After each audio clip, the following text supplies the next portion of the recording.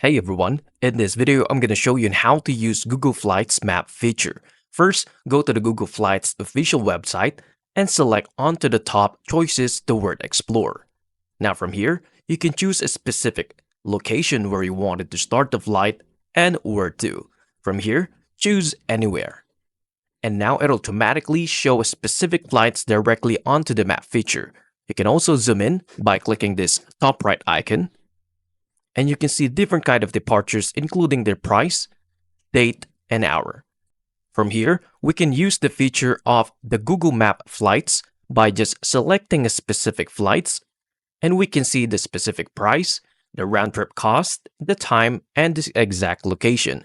You can choose a multiple kinds of departure in order for you to see the flights, the time, and their prices. And that's how to use Google Flights map feature. If you find this video helpful, please like, subscribe, and I'll see you into the next one. Thank you for watching.